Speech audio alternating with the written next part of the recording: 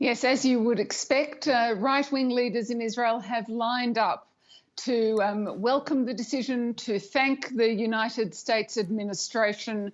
And interestingly, the Settler Council, which is the umbrella group of all the settler groups, welcomed the decision and turned to the Israeli government and said, isn't it time to annex the West Bank then?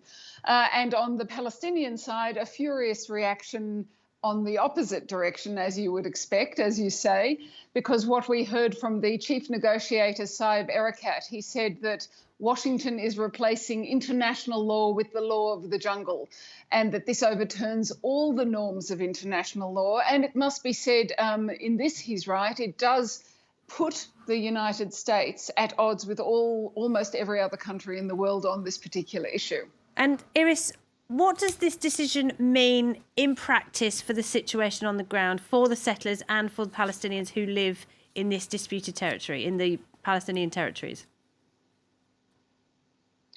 At the moment, it's symbolic.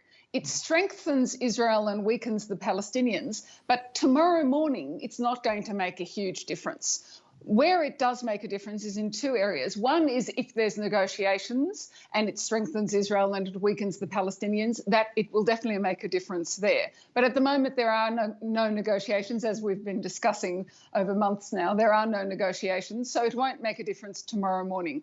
It does make a difference, as all these steps that this administration has taken in support of Israel, it does strengthen the settlers in the West Bank. And it is interesting that they've called for an annexation, because since Trump has come to power in the United States, there's been an increase in settlement activity and an increased call for annexation. So both those two things are significant, I think.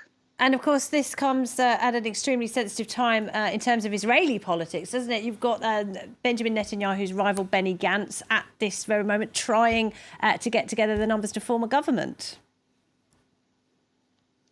Yes, it's true. It does come at a moment to boost Netanyahu. He's weakened domestically. He didn't win the largest number of seats in the last elections. It was the second election that he called and he didn't get across the line to be the largest party.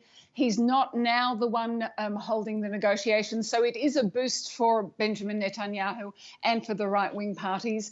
And within 48 hours, Laura, perhaps Benny Gantz will fail also, and he will have to give his mandate back to the president. So it's a very hot time politically here.